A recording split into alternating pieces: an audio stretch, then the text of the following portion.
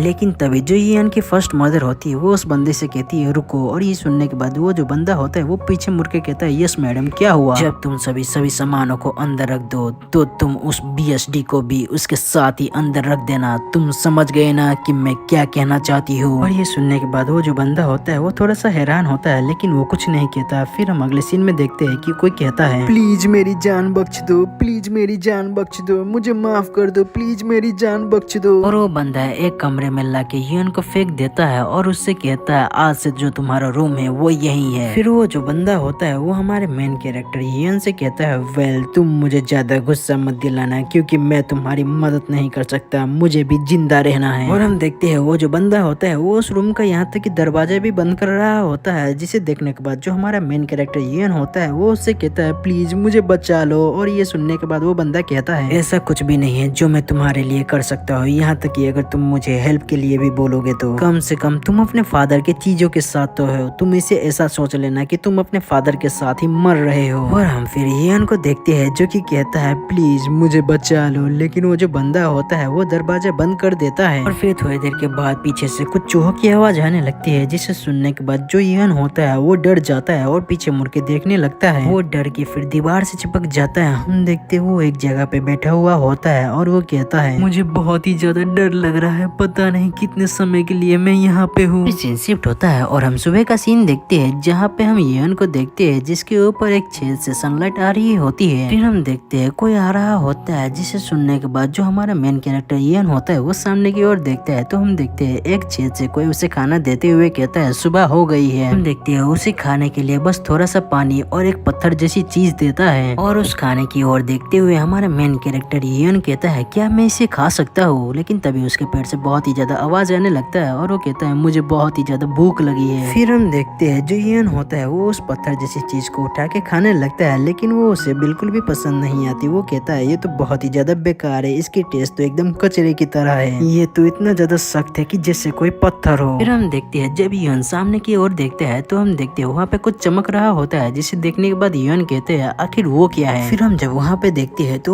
Light आना बंद हो जाता है, जिसे देखने के बाद जो ईयन होता है वो कहता है अभी अभी वहाँ से लाइट आ रही थी। फिर हम देखते हैं जो ईयन होता है वो अपना खाना नीचे रखता है और हम फिर देखते हैं वो उस चीज की ओर चला जाता है। हम देखते हैं ईयन वहाँ पे जाते हुए कहता है क्या मुझे वहाँ पे जाके एक बार देखना चाहिए, क्योंकि अभी दिन हो रहा है तो मुझे अभी डर नहीं लग रहा है। फिर हम देखते हैं जो ईयन होता है जब वहाँ पे पहुँचता है तो हम देखते हैं वहाँ पे सच में किसी चीज के अंदर से लाइट आ रही होती है और वो जो चीज होती है वो एक कपड़े से ढकी हुई होती है, जिसकी वजह से जब ईयन उस कपड़े को हटाता है तो हम देखते हैं वो बड़ा सा एक आईना होता है जिसके ऊपर सनलाइट पड़ रही होती है और ये जो लाइट आ रही थी यही सनलाइट की रिफ्लेक्शन था। की स्टार्टिंग वहीं से होती है जहाँ से खत्म हुई थी। हम देखते हैं ईयन को जो कि उस मिरर की ओर देख रहा होता है। वो कहता है ये तो एक बहुत बड़ा सा मिरर है। फिर वो उसके पास जाता है और उसे टच करते हुए कहता है इसके ऊपर तो बहुत ही ज्यादा धूल लगा हुआ है, मैं तो अच्छे से देख भी नहीं पा रहा हूँ, रुको मैं इसे अभी साफ कर देता हूँ। हम देखते हैं वो अपने कपड़े से उस मिरर को साफ करने लगता है। फिर थोड़ी देर बाद वो उस मिरर को अच्छे से साफ कर देता है, जिसकी वजह से वो जो मिरर होता है वो चमचमाने लगता है। देखते हैं वो जब पहली बार खुद को आईने में देखता है तो वो उससे ही बातें करने लगता है और उससे कहता है कि तुम भी मेरी तरह ये अबंडेड हो गए हो। लेकिन फिर वो अचानक से बहुत ही ज्यादा हैरान हो जाते हैं। हम जब आईने की ओर देखते हैं तो हम देखते हैं जो आईने में ईयन होता है वो खुद ब खुद हिल रहा होता है और वो जो आईने वाला ईयन होता है वो हमारे ईयन की तरफ देखते हुए एक स्माइल करता है। और ये देखने के बाद जो ईयन होता है उसकी तो फटके चार हो जाती है, वो पूरी तरह से पसीने से भीग जाता है और वो चिल्लाते हुए कहता है कोई मुझे बचाओ। हम बाहर में एक गार्ड को देखते हैं जो कि पहरा दे रहा होता है। वो कहता है ये क्या विंटर इतनी जल्दी आ गया। फिर सीन शिफ्ट होता है और हम विंटर का समय देखते हैं जहाँ पे वही दो गार्ड बाहर में पहरा देते हुए कहते हैं मौसम तो दिन पे दिन ठंडा ही होते जा रहा है। और ये सुनने के बाद फिर वो दूसरा वाला गार्ड कहता है ये बात उस बच्चे के लिए बहुत ही ज्यादा बेकार है, उसे तो उस रूम के अंदर बंद हुए लगभग 2 महीने भी हो चुके हैं, वो बच्चा अभी तक जिंदा भी होगा। अगर वो बच्चा ठंड की वजह से मर भी जाता है तो ये कोई आश्चर्यजनक बात नहीं होगी। और ये सुनने के बाद जो पहला वाला गार्ड होता है वो कहता है नहीं वो बच्चा अभी भी जिंदा है क्योंकि मुझे उसका साउंड आता रहता है। और ये सुनने के बाद फिर दूसरा वाला गार्ड कहता है क्या सच में है। फिर पहले वाला गार्ड उससे कहता है हाँ, क्योंकि जो फूड हम उसे देते हैं वो हर दिन गायब हो जाता है। ये सुनने के बाद जो दूसरा वाला गार्ड होता है वो कहता है क्या सच में, ये तो बहुत ही ज्यादा अजीब बात है, क्या ये इसीलिए है क्योंकि वो मूरिन क्लैन के ब्लड लाइन से है, अगर मैं उसकी जगह पे होता फिर तो मैं कब का जम के मर गया होता, वो तो बहुत दिनों से बचा हुआ है। फिर हम देखते हैं पहले वाला गार्ड कहता है आखिर ये सब करने का पॉइंट ही क्या है। और फिर हम देखते हैं वो जो ईयन को खाना देते है वो निकालता है और उसकी ओर देखते हुए कहता है जरा हम जो उसे खाना देते हैं उसकी ओर देखो, जल्दी ही हमें उस घर के अंदर से एक बॉडी ले जानी पड़ेगी। फिर हम ईयन को देखते हैं जो कि एक कोने में पड़ा हुआ होता है और फिर हम उस आईने की ओर देखते हैं जहाँ पे हम उस आईने वाले ईयन को देखते हैं। हम देखते हैं वो जो आईने वाला ईयन होता है वो हमारे ईयन को बुलाने की कोशिश कर रहा होता है, जिसे देख के जो हमारा ईयन होता है वो कहता है मैं पहले से ही बहुत ही ज्यादा परेशान हूँ, तो क्या तुम मुझे परेशान करना बंद करोगे, अब तो मुझे तुमसे डर भी नहीं लगता। लेकिन वो जो आईने वाला ईयन होता है वो अभी भी हमारे ईयन को बुला रहा होता है, जिसे देखने के बाद हमारा ईयन उससे कहता है नहीं मैं नहीं आऊंगा, अभी मेरे पास यहाँ तक कि इतना भी एनर्जी नहीं है कि मैं तुमसे डर पाऊँ, लगता है मैं ऐसे ही जम के मर जाऊंगा। और ये सुनने के बाद वो जो आईने वाला ईयन होता है वो थोड़ी देर तक कुछ नहीं बोलता और फिर शांत होके इधर उधर ढूंढने लगता है। फिर हम देखते हैं वो नीचे से एक स्टिक को उठाता है और वो हमारे ईयन को फिर से बुलाने लगता है, जिसे देखने के बाद ईयन उसके ओर देखता है और वो कुछ नहीं कहता। हम देखते वो जो आने वाला ईयन होता है वो कुछ न कुछ करने लगता है, जिसे देखने के बाद हमारा ईयन उसकी ओर देखते हुए अपने मन में कहता है क्या वो डांस कर रहा है, लेकिन वो अचानक से डांस क्यों करने लगा। फिर ईयन हमें बताते हुए कहता है कि जब मैं उससे पहली बार मिला था तो मैं बहुत ही ज्यादा डर गया था, लेकिन मुझे पता चला कि वो उस आईने से बाहर नहीं आ सकता, इसलिए मुझे फिर डर भी नहीं लगा। वो बस एक्टिंग करते रहता है क्योंकि मैं उसे अटेंशन नहीं देता। लेकिन जब हम उस आईने वाले ईयन को देखते हैं तो हम देखते हैं वो एक स्टिक को लेके इधर उधर मारे ही जा रहा होता है, जिसे देख के जो हमारा ईयन होता है उसे कुछ भी समझ में नहीं आता और वो कहता है ये मूव देख के मुझे इतना ज्यादा फेमिलियर क्यों लग रहा है। हम देखते हैं उस स्टिक को यहाँ वहाँ मारता हुआ देख के उससे अपने भाई बहनों की याद आने लगती है जो कि ट्रेनिंग ऐसे ही कर रहे होते हैं और वो कहता है ये तो 9 हेवेंस वर्ल्डली टेक्निक लग रहा है, मुझे याद है क्योंकि मैं हमेशा ही अपने ब्रदर्स को ऐसे मार्शल आर्ट को ट्रेनिंग करते हुए देखता था, ये जरूर से ही 9 हेवेंस वर्ल्डली टेक्निक में से कोई एक टेक्निक होगा, आखिर इसे हमारे फैमिली मार्शल आर्ट के बारे में कैसे पता है। फिर ईयन सोचते हुए कहता है कि जो मेरे ब्रदर्स को सिखाता था वो हमेशा ही कहता था कि अगर तुम अच्छे से 9 हेवेंस वर्ल्डली टेक्निक को करोगे तो एक रेयर फिनोमिनन होगा, जिसकी वजह से जो यिंग यांग एनर्जी होगा वो क्रिएट होगा, उस एनर्जी को होल्ड करके रखो और उसे अच्छे से मेंटेन करो, ये 9 हेवेंस वर्ल्डली टेक्निक का बेसिक है। और हम ईयन के पास्ट का सीन देखते हैं जहाँ पे वो साफ सफाई करते हुए अपने ब्रदर्स को ट्रेनिंग करता हुआ देख रहा होता है। ये सही है, अगर जो मेरा मेमोरी है वो सही है तो मेरा जो ब्रदर्स था वो यहाँ तक कि बहुत ही ज्यादा गर्म हवा को क्रिएट कर सकता था, यहाँ तक कि बहुत ही ज्यादा ठंडी में भी। फिर हम प्रेजेंट का सीन देखते हैं जहाँ पे हम आने वाले इयन को देखते हैं जो कि हमारे इयन की तरफ देखते हुए थोड़ा सा अजीब फेस कर लेता है। हम देखते हैं हमारे इयन को जो कि अब ट्रेनिंग कर रहा होता है, वो आने वाले इयन जैसा जैसा कर रहा होता है हमारे इयन भी वैसा ही कर रहा होता है। हम फिर आने वाले इयन को देखते हैं जो कि हमारे इयन की तरफ अजीब फेस करके देख रहा होता है, जिसे देखने के बाद जो हमारा इयन होता है वो उससे कहता है, क्या हुआ, आखिर तुम मेरे तरफ ऐसे क्यों देख रहे हो? मैं तुम्हें कॉपी नहीं कर रहा हूँ, लेकिन मुझे ये करना पड़ रहा है। हम देखते हैं हमारा इयन जो होता है वो अपने मन में कहता है, मैं ऐसे इस तरह से जम के मरना नहीं चाहता, तो इसीलिए मुझे ना चाहते हुए भी इसे कॉपी करना पड़ रहा है। फिर हम देखते हैं हमारा इयन जो होता है वो उसको अच्छे से कॉपी करने की ट्राई कर रहा होता है और वो अपने मन में कहता है, अगर ये बंदा सच में 9 हेवेंस वाली टेक्निक को कर रहा है तो मैं जम के मरने से बच जाऊंगा। लेकिन हम देखते हैं हमारा जो इयन होता है वो ट्रेनिंग करते करते अचानक से बहुत ही ज्यादा जोरों से गिर जाता है, जिसकी वजह से जो आने वाला इयन होता है वो हंसने लगता है। और ये देखने के बाद जो हमारा इयन होता है वो गुस्सा होते हुए कहता है, तुम छोटे से कीड़े कहीं के। फिर हम देखते हैं हमारे इयन को जो कि मन लगा के बस ट्रेनिंग ही करे जा रहा होता है, वो लगातार ट्रेनिंग कर रहा होता है और उसे ट्रेनिंग करता हुआ देख जो आने वाला इयन होता है वो उसे देख रहा होता है। फिर हम देखते हैं बहुत देर के ट्रेनिंग के बाद जो हमारा इयन होता है वो थक जाता है और वो बहुत ही ज्यादा खुश होते हुए कहता है, यस मैंने आखिरकार कर ही लिया, मुझे अब थोड़ा सा भी ठंडी नहीं लग रहा है। जैसा जैसा मैंने उन मूवमेंट्स को फॉलो किया मैं आसानी से गर्म हवा को क्रिएट कर पाया हूँ। अगर मैं इसे ऐसे ही मेंटेन करके रखता हूँ तो मैं आसानी से कई दिनों तक सरवाइव कर लूंगा बिना किसी प्रॉब्लम के। जब हम उस आने वाले इयन की ओर देखते हैं तो हम देखते हैं कि वो बहुत ही ज्यादा गुस्सा हो रहा होता है और वो सामने की ओर अपना स्टिक करके अपने पूरे बॉडी में आग ही आग जला लेता है। और ये देखने के बाद जो हमारा इयन होता है वो कहता है, नहीं नहीं मेरे लिए इतना ही काफी है, मुझे इतना ज्यादा करने की कोई जरूरत नहीं है। फिर हम देखते हैं जो हमारा इयन होता है वो उससे कहता है, नहीं नहीं ऐसा नहीं है कि मैं तुम्हें पूरी तरह से कॉपी करना चाहता हूँ एकदम परफेक्ट तरीके से, मुझे बस इतना चाहिए कि मैं अपने आप को गर्म रख पाऊँ। और फिर हम देखते हैं इयन वहाँ से जाते हुए कहता है, अब मुझे कोई भी जरूरत नहीं है इतना ज्यादा सफर करने की, अब मुझे कोई भी ज्यादा जरूरत नहीं है तुम्हें ऐसे एक्टिंग करता हुआ देखने की। इयन को वहाँ से जाता हुआ देख के जो आने वाला इयन होता है वो फिर से हमारे इयन को बुलाने लगता है, जिसे देखने के बाद जो हमारा इयन होता है वो थोड़ा सा स्मेल करते हुए उससे कहता है, अब ये पूरी तरह से यूजलेस है, क्या तुम चाहते हो कि मैं आईने को उस साइड कर दूं? ये सुनने के बाद जो आने वाला इयन होता है वो फिर से कुछ करने लगता है और फिर से कुछ मार्शल आर्ट करने लगता है। और उसे ऐसा करता हुआ देख के इयन को कुछ भी समझ में नहीं आता, वो उसकी ओर देखते हुए अपने मन में कहता है, आखिर ये कर क्या रहा है, मैंने आज से पहले ऐसे मूवमेंट्स को कभी नहीं देखा है। फिर हम देखते हैं इयन अचानक से हैरान हो जाता है और वो अपने मन में कहता है, रुको जरा, अब मुझे ये मत कहना कि ये मुझे 9 हेवेंस आर्ट को सिखा रहा है, अगर ऐसा नहीं है तो आखिर तुम ये क्या कर रहे हो? अगर तुम सोचते हो कि मुझे इसमें इंटरेस्ट है तो तुम भूल जाओ, मुझे मार्शल आर्ट में थोड़ा सा भी इंटरेस्ट नहीं है। लेकिन वो जो आने वाला इयन होता है वो अपने मूव को कंप्लीट कर लेता है, जिसे देखने के बाद जो हमारा इयन होता है वो उससे कहता है, क्या तुम सच में सोचते हो कि मैं इतने ज्यादा हार्ड और कॉम्प्लिकेटेड मूवमेंट्स को फॉलो करूंगा? ये सुनने के बाद वो जो आने वाला इयन होता है वो थोड़ा सा हंसता है और फिर वो बहुत ही ज्यादा हमारे इयन को चिढ़ाने लगता है, जिसकी वजह से जो हमारा इयन होता है वो बहुत ही ज्यादा गुस्सा हो जाता है और अपने स्टिक को पकड़ के उससे कहता है, आखिर तुम्हारी हिम्मत कैसे है मुझे ऐसे चिढ़ाने की? क्या तुम सोचते हो कि मैं ये नहीं कर सकता? मैं भी तुम्हारी तरह कर सकता हूँ अगर मुझे थोड़ा सा टाइम मिल जाए तो। शूट की स्टार्टिंग में हम देखते हैं जो हमारा इयन होता है वो बहुत ही ज्यादा मन लगा के ट्रेनिंग कर रहा होता है और वो ऐसे ट्रेनिंग करते करते थक गया होता है। वो अपने मन में कहता है, ये तो बहुत ही ज्यादा हार्ड है, ये जो पहले वाला मूवमेंट्स था ये तो उससे भी बहुत ही ज्यादा मुश्किल है, और अगर मैं यहाँ तक कि इन मूवमेंट्स को फॉलो करने के लिए मैनेज कर लेता फिर भी मैं कैसे भी करके इन मूवमेंट्स को फॉलो नहीं कर पाऊंगा। ऐसा कोई भी रास्ता नहीं है जिससे मैं इन मूवमेंट्स को फॉलो कर पाऊँ, मेरे पास कोई भी आइडिया नहीं है कि आखिर मैं इसे कैसे करूँ। और फिर हम उस आने वाले इयन की तरफ देखते हैं जो कि हमारे इयन के ऊपर हंस रहा होता है क्योंकि वो अच्छे से मूवमेंट को फॉलो नहीं कर पा रहा होता है। और ये देखने के बाद जो हमारा इयन होता है वो बहुत ही ज्यादा गुस्सा हो जाता है और वो नीचे बैठते हुए कहता है, आखिर मैं इसे कर ही क्यों रहा हूँ, अब मैं इसे और भी ज्यादा नहीं करने वाला, इसे करने की वजह से मुझे और भी ज्यादा भूख लग गई है, तो आखिरकार मैं इसे कर ही क्यों रहा हूँ। और वो अपने मन में कहता है, ये पूरी तरह से बकवास है, ये पूरी की पूरी यूजलेस है, इसे करने की वजह से मुझे तो कोई मदद भी नहीं मिल रहा है। लेकिन जब वो उस आने वाले इयन की ओर देखता है जो कि बहुत ही अच्छे से उस मार्शल आर्ट को कर रहा होता है, तो वो देख के बहुत ही ज्यादा हैरान हो जाता है और उसकी तरफ देखते हुए कहता है, लेकिन ये जो मार्शल आर्ट कर रहा है ये बहुत ही ज्यादा कूल है। फिर हम देखते हैं हमारा जो इयन होता है वो अजीब सा फेस बनाते हुए कहता है, ये पूरी की पूरी यूजलेस है लेकिन मुझे ये करना है बिल्कुल उसके जैसा। हम देखते हैं वो जो आने वाला इयन होता है वो अभी भी हमारे इयन की तरफ देख के हंस रहा होता है। हम देखते हैं जो हमारा इयन होता है वो अपने मन में कहता है, आखिर ये मेरे ऊपर काम क्यों नहीं कर रहा है, ये जो मूवमेंट मूवमेंट्स है ये बहुत ही ज्यादा कॉम्प्लिकेटेड और डिफिकल्ट है। जब मैं इसे 9 मूवमेंट्स ऑफ 9 हेवन आर्ट से कंपेयर कर रहा हूँ जो इसने मुझे पहले दिखाया था, ये उससे बहुत ही ज्यादा सिमिलर है, लेकिन ये बहुत ही ज्यादा हार्ड है। क्या ये कोई मार्शल आर्ट है जो कि 9 हेवन आर्ट से भी बहुत ही ज्यादा एडवांस है? मैंने पहले कभी भी अपने ब्रदर्स को ये मूवमेंट्स करते हुए नहीं देखा है, लेकिन मैं श्योर हूँ कि ये जो मार्शल आर्ट है वो हमारे क्लैन के मार्शल आर्ट से रिलेटेड है। आखिर इसे हमारे मार्शल आर्ट के बारे में कैसे पता है? फिर हम देखते हैं जो हमारा यन होता है वो उससे कहता है, हे क्या तुमने इंटेंशनली कुछ बाहर छोड़ दिया है? क्यों, मैंने सही कहा ना? मैं बिल्कुल तुम्हारी तरह ही कर रहा हूँ, लेकिन आखिरकार क्यों ये मेरे ऊपर वर्क नहीं कर रहा? और ये सुनने के बाद वो जो आने वाला यन होता है वो कुछ नहीं कहता, बस हंसते रहता है। और ये देखने के बाद जो हमारा यन होता है वो गुस्सा हो जाता है और उससे कहता है, सीरियसली तुम तो बहुत ही ज्यादा पिटी हो। अच्छा ठीक है, अगर तुम ऐसे मेरे साथ खेलने वाले हो तो अब से मैं तुम्हारी तरफ देखूंगा ही नहीं। और हम देखते हैं जो हमारा यन होता है वो उसके आईने के ऊपर एक टॉवल रख देता है और वो कहता है, अब मुझे ये नहीं सीखना है। लेकिन हम देखते हैं नीचे में थोड़ा सा गैप रह गया होता है जहाँ से वो आने वाला यन जो क्या हमारे यन की ओर देख रहा होता है, जिसे देखने के बाद जो हमारा यन होता है वो उसकी तरफ देखते हुए कहता है, आखिर तुम अब क्या कर रहे हो? क्या तुम मुझे अब सिखाने वाले हो? और ये सुनने के बाद जो आने वाला यन होता है वो एक स्माइल करते हुए हाँ कहता है, जिसे सुनने के बाद जो हमारा यन होता है वो कहता है, क्या सच में? फिर हम देखते हैं यन उस बड़े से आईने के ऊपर से वो बड़ा सा टॉवल हटा देता है और वो उससे कहता है, तुम मेरे से झूठ बोलने की हिम्मत भी मत करना। अगर तुमने ये फिर से किया तो मैं तुम्हारे ऊपर फिर से टॉवल डाल के कवर कर दूंगा। फिर हम उस आने वाले यन की तरफ देखते हैं जो कि उंगली से पॉइंट करते हुए हमारे यन को ऊपर देखने के लिए बोल रहा होता है। जब हमारा यन ऊपर की तरफ देखता है तो वो देख के हैरान हो जाता है। हम देखते हैं उस आईने के ऊपर बहुत ही ज्यादा वर्ड लिखा हुआ होता है, जिसे देखने के बाद जो हमारा यन होता है उसे तो कुछ भी समझ में नहीं आता। और हम यन को देखते हैं जो कि उस साइड देखते हुए कहता है, आखिर ये क्या है? क्या ये मुझे ये दिखाना चाहता है? हम देखते हैं उस मिरर पे लिखा हुआ होता है ट्रू मिरर ऑफ जियोटियन फेरी। और हम देखते हैं वो जितने भी वर्ड्स होते हैं वो उस आईने से निकल के उड़ने लगते हैं, जिसे देखते हुए हमारा जो यन होता है वो कहता है, क्या ये एक इंटेंट है? फिर कहानी सुनाने वाला आ जाता है और वो कहता है, ये जो वर्ड होता है ये टोटल 900 वर्ड होता है जो कि ट्रू मिरर ऑफ जियोटियन फेरी के ऊपर अपेयर होता है। और वो जितने भी वर्ड्स थे वो सभी के सभी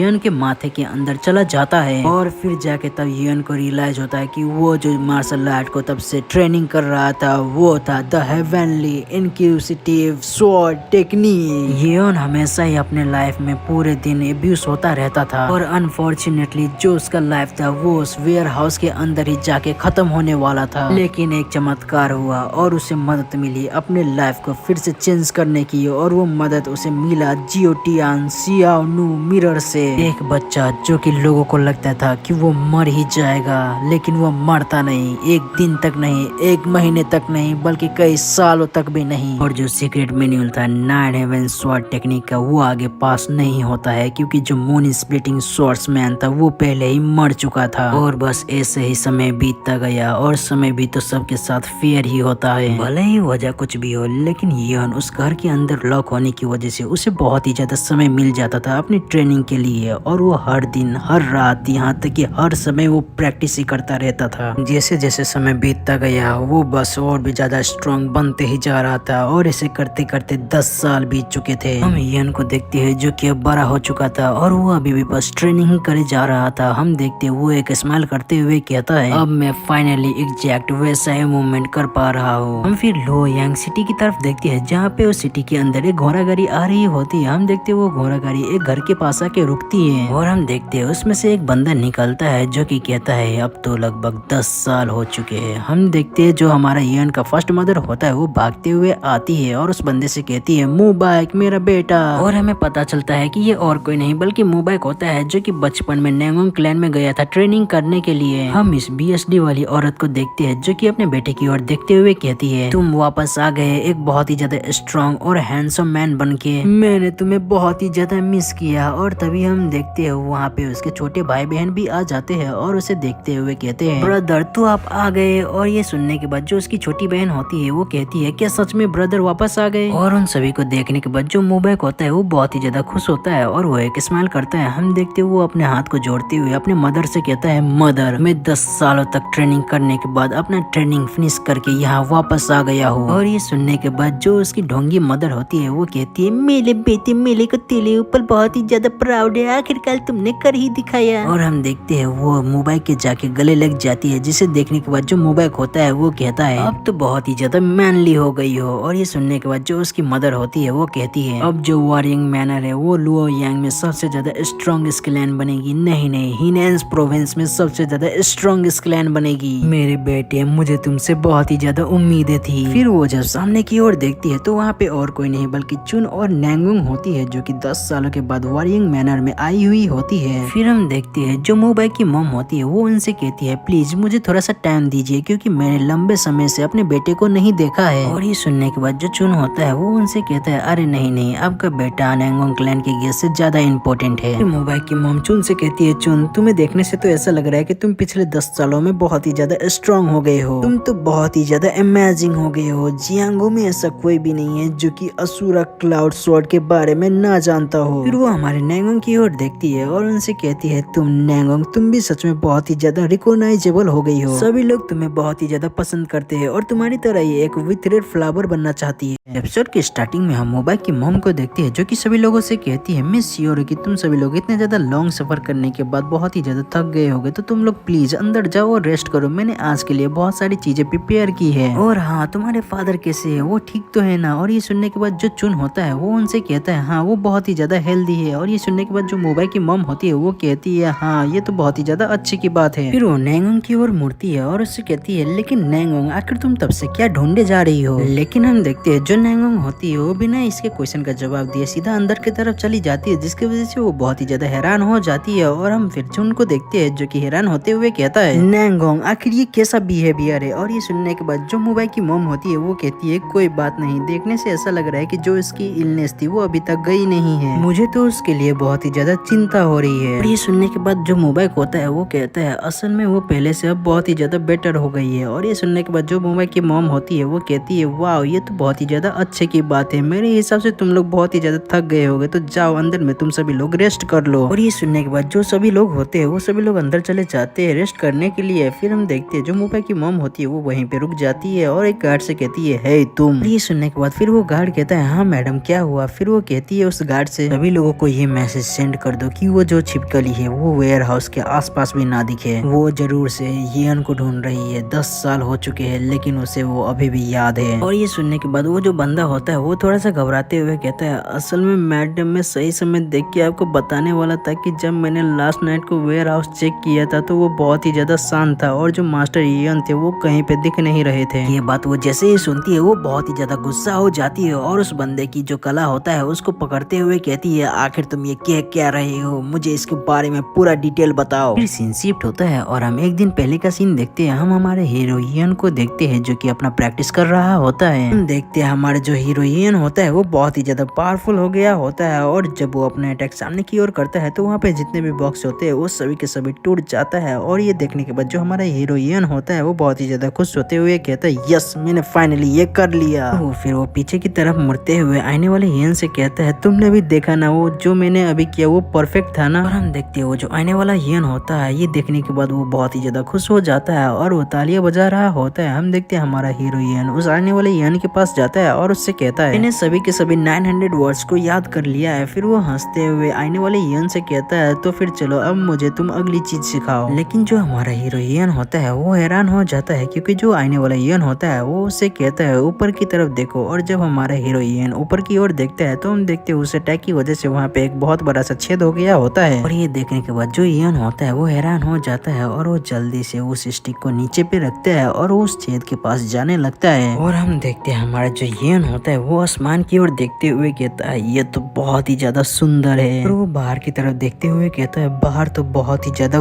वार्म है। और फिर वो सोचते हुए कहता है क्या मैं बाहर जाऊँ? और फिर हम देखते हैं वो आने वाले यियन की ओर देखता है तो हम देखते हैं वो हंस रहा होता है। फिर जो हमारा यियन होता है वो बाहर चला जाता है और वो जब सामने की ओर देखता है तो हम देखते हैं वो बहुत ही ज्यादा खूबसूरत नजारा होता है जिसे देख के हमारे यियन जो होता है वो तो बस देखते ही रह जाता है। वो कहता है ये तो बहुत ही ज्यादा सुंदर है। और फिर कहानी सुनाने वाला आ जाता है और वो कहता है यियन जो कि पिछले 10 सालों से अंधेरी और बदबूदार वेयर हाउस में था वो 10 सालों के बाद एक पहली बार चमकती हुई आसमान को देखता है। फिर हम देखते हैं वो जो आने वाला यियन होता है वो अपना रूप चेंज करके एक वुमेन में बदल जाता है। और हम यियन को देखते हैं जो कि उस आने वाले यियन से कहता है ये तो सच में बहुत ही ज्यादा सुंदर है, तुम भी ऊपर आओ और मेरे साथ इसे देखो। लेकिन हम देखते हैं वहाँ पे अब कोई भी नहीं होता है जिसे देखने के बाद जो जो हमारा यन होता है वो बहुत ही ज्यादा हैरान हो जाता है और हम देखते हैं वो थोड़ा सा इमोशनल हो जाता है। फिर सीन शिफ्ट होता है और हम मोबाइल की मॉम को देखते हैं, जो कि जब वहाँ पे वेयर हाउस में आती है तो वो बहुत ही ज्यादा हैरान होती है, क्योंकि वहाँ पे हमारा यन नहीं होता है। वो सामने की ओर जाती है और ऊपर की तरफ देखते हुए कहती है, सीलिंग के ऊपर एक इतना बड़ा छेद, क्या यहाँ पे लाइटनिंग गिरी थी? लेकिन आखिर वो वहाँ तक पहुँचा कैसे? फिर हम देखते हो जो पीछे में वॉरियर होता है वो कहता है, क्या हम एक ग्रुप को भेज दे उसे ढूंढने के लिए? और ये सुनने के बाद फिर मोबाइल की मॉम कहती है, नहीं, इसकी कोई जरूरत नहीं है, आखिर हम ऐसा ट्राई भी क्यों करे एक बेकार से लड़के को ढूंढने के लिए। वो जिस थाली में खाया उसी में छेद करके भाग गया। और हम देखते हैं वो अपने मन में कहती है, तुम बेवकूफ कहीं के, तुम्हें क्या लगता है कि तुम्हारे जाने से कुछ भी बिगड़ेगा? तुम तो सिर्फ एक 6 साल के लड़के हो एक बड़ी सी बॉडी में। तुम्हें तो यहाँ तक कि ये भी नहीं पता है कि जीने के लिए करना क्या पड़ता है। तुम जल्दी ही भूख से तड़पने लगोगे और बहुत ही ज्यादा बीमार पड़ जाओगे, फिर अकेले ही मर जाओगे। सीन शिफ्ट होता है और हम वॉरिंग मैनर के घर का सीन देखते हैं, जहाँ पे हम मोबाइल को देखते हैं जो कि अपने मॉम से कहता है, मॉम, क्या यन सच में घर छोड़ के भाग गया? और ये सुनने के बाद फिर वो कहती है, हाँ, ये आज से 3 दिन पहले की बात है। फिर उसके बाद मैंने कुछ लोगों को भी भेजा उसे ढूंढने के लिए, लेकिन वो हमें कहीं पे भी नहीं मिला। और ये सुनने के बाद फिर मोबाइल कहता है, यन तो इस टाइप का नहीं है कि वो घर छोड़ के भाग जाए। और ये सुनने के बाद फिर उसकी मदर कहती है, मुझे लगता है कि वो बहुत ही ज्यादा एक्साइटेड हो गया ये सुनने के बाद कि वो जो उसका एल्डर ब्रदर है वो सक्सेस हो गया और वो वापस आ रहा है। किसी को भी नहीं पता कि आखिर उसके साथ हो क्या रहा था। और ये सुनने के बाद जो मोबाइल होता है वो कहता है, क्या सच में? लेकिन तभी हम देखते हैं जो नेंगोंग होती है वो वहाँ पे सभी चीजें सुन रही होती है और हम मोबाइल को देखते हैं जो वहाँ पे नेंगोंग को देख के हैरान हो गया होता है और वो उससे कहता है, सीनियर सिस्टर, आप यहाँ क्या कर रही है? आपको तो अभी डाइनिंग रूम में होना चाहिए था। और हम मोबाइल की मॉम की ओर देखते हैं तो हम देखते हैं वो नेंगोंग को वहाँ पे देख के बहुत ही ज्यादा हैरान हो गई होती है। हम नेंगोंग की ओर देखते हैं जो कि बहुत ही ज्यादा भयानक लग रही होती है। और हम देखते हैं जो मोबाइल की मॉम होती है वो नेंगोंग से कहती है, ओ नेंगोंग, क्या तुम यहाँ पे इसीलिए आई हो क्योंकि तुम्हें बहुत ही ज्यादा फिक्र हो रही है यन की? तुम्हें इतनी ज्यादा परेशान होने की कोई जरूरत नहीं है, वो अभी इस एज में है कि अक्सर बच्चे इस एज में भाग जाते रहते हैं। और ये सुनने के बाद जो नेंगोंग होती है वो इतनी ज्यादा ध्यान नहीं देती है और सामने की ओर देखती है, जहाँ पे हम देखते हैं वो बिस्तर की ओर देखते हुए अपने मन में कहती है, इन्होंने कहा था कि जो यन था वो 3 दिन पहले चला गया था, लेकिन जो ब्लैंकेट है और जो फर्नीचर है उसके ऊपर तो थोड़ा सा भी धूल या मिट्टी नहीं है। फिर वो ऊपर की तरफ देखती है जहाँ पे बहुत ही ज्यादा मकड़ियों के जाले लगे हुए होते हैं और वो उन्हें देखते हुए कहती है, जो इस रूम की हालत है वो पूरी तरह से अनमेंटेन्ड है। इस रूम में ऐसा कोई भी सबूत नहीं है जिससे लगे कि यहाँ पे कोई ह्यूमन रह भी रहा था। और फिर हम देखते हैं जो नेंगोंग होती है वहाँ से जाने लगती है, जिसे देखने के बाद जो मोबाइल की मॉम होती है वो ढोंगी भरी एक्टिंग करते हुए कहती है, हम अपना बेस्ट ट्राई करेंगे यन को ढूंढ के वापस वॉरिंग मैनर में लाने के लिए, तो तुम इतनी ज्यादा परेशान मत हो। लेकिन हम देखते हैं जो नेंगोंग होती है वो उसकी बातों को पूरी तरह से इग्नोर करते हुए सीधे वहाँ से चली जाती है। और ये देखने के बाद जो मोबाइल होता है वो उसे आवाज लगाता है, लेकिन वो उसकी बातों को भी पूरी तरह से इग्नोर करते हुए सीधा चली जाती है। और ये देखने के बाद जो मोबाइल की मॉम होती है वो बहुत ही ज्यादा गुस्सा होते हुए कहती है, क्या वो हमेशा ही ऐसे ही एक्ट करती है? क्या वो सोचती है कि जो वॉरिंग मैनर है वो एक मजाक है? ये सुनने के बाद जो मोबाइल होता है वो थोड़ी देर तक कुछ नहीं कहता, लेकिन वो जाते हुए अपनी मॉम से कहता है, क्या यन ने सच में घर छोड़ा है? क्या आप श्योर है कि ऐसा कुछ भी नहीं हुआ है? क्योंकि मैंने सीनियर सिस्टर को ऐसा एक्ट करते हुए कभी नहीं देखा है, वो भी बिना किसी रीजन के। तो जो हमारा एपिसोड है वो यहीं पे खत्म हो जाता है। आशा करता हूँ कि आप सभी लोगों को आज का एपिसोड पसंद आया होगा। पसंद आया हो तो आप सभी लोगों को कुछ नहीं करना, बस लाइक और कमेंट कर देना है। तो इसके अगले वाले एपिसोड में हम देखेंगे कि क्या नेंगोंग को पता चल जाएगा कि यन वेयर हाउस में रहता था, और अगर उसको पता चल जाएगा तो आखिरकार वो कैसे रिएक्ट करेगी। जानने के लिए देखते रहिए रीइंकार्नेशन ऑफ ड्रैगन गॉड। तो फिर मिलते हैं फिर किसी और नई वीडियो के साथ, तब तक के लिए टाटा बाय बाय।